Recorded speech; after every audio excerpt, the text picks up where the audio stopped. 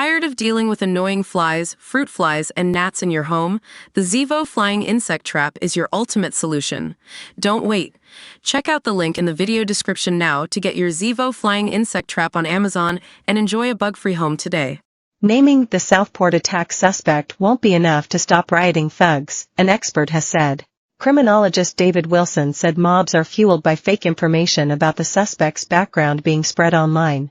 Riots erupted in several major UK cities this week after 3 girls aged 6, 7, and 9 were knifed to death at a Taylor Swift-themed dance class in Southport. Following the horror, rampant fake news started spreading on social media about the nationality and immigration status of the alleged attacker.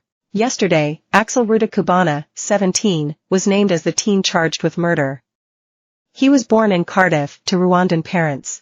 Usually, any defendant aged under 18 is entitled to anonymity, but Judge Andrew Menery KC declined to make such an order. He said idiotic rioting in parts of the UK after the attack was one reason why it was in the public interest for his name to be released. But expert criminologist David says naming him and in turn making it so his picture can be shared won't stop thugs taking to the streets, as they're fueled by a far more sinister agenda. More than a dozen protests are planned for the coming days, with promotional material online for some calling for participants to bring England flags.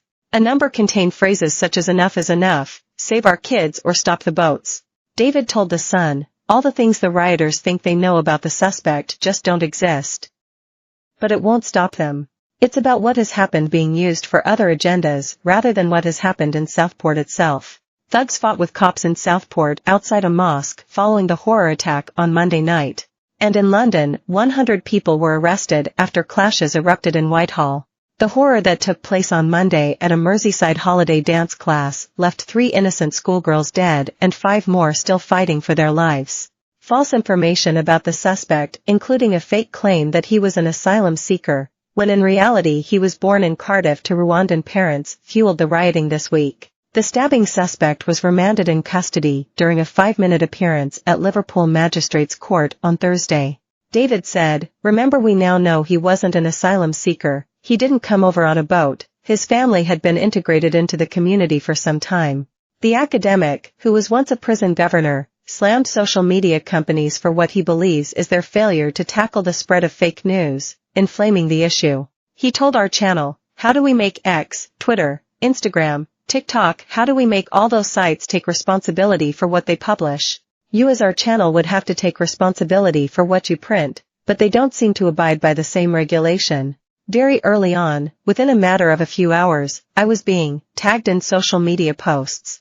Because I'm a criminologist, I have connections with various people. I was being told what has happened and who had done it and what his background was. Within a few hours I saw social media, especially X, saying things about the event and the culprit which were at some considerable distance from what I understood to be true. The more one looked at a lot of the social media comment that was swirling, it was like people were shouting in the void. The more one looked at what they were saying, it was quite clear that was not just speculation, but quite deliberate misinformation being propagated as a way of making a completely different agenda from the tragedy that had clearly happened. He added that he had been told very early on a number of false things about the attack. He also became aware of an incorrect theory that the suspect was a recent asylum seeker.